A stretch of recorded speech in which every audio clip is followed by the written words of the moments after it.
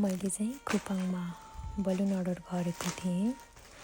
त्यसलाई भित्र ल्याएर खोलेर सेनिटाइज गरेर फुलाउन थालेँ। यसमा चाहिँ ब्लू, वाइट, सिल्भर, ट्रान्सप्यारेन्ट बलुनहरू थियो। छोरोसँग गफ गर्दै एउटा गर्दै बलुनहरू फुलाउन थालेँ।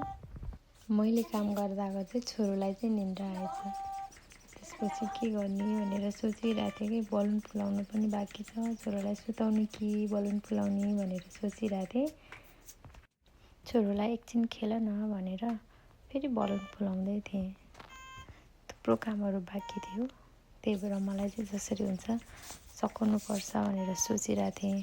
त्यसपछि अब यो लास्ट बलुन फुलाउँछु अनि छोरोलाई सुताउँछु, अरू काम गर्छु भनेर मनमा नै सोचिरहेको थिएँ।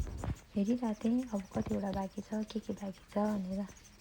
अनि यसलाई फाइनल्ली फुलाएर उडाएर सघाएँ। त्यसपछि बेलुका बुढो आएर पनि फुलाउन थाल्यो बाँकी सबै।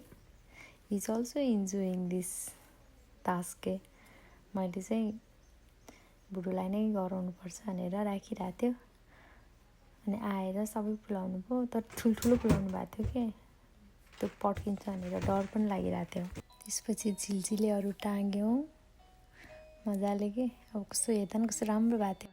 मजाले टल्किरहेको थियो, बलुनहरूलाई पनि चुनेको थियो, लेटरहरू एउटा गरेर टाँसेको थियो।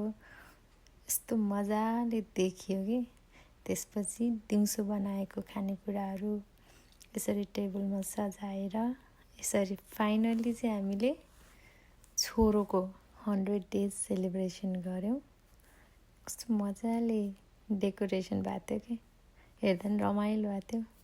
अनि फोटोहरू खिच्यौँ, रमाइलो गऱ्यौँ, खाना खायौँ, यसरी मनायौँ।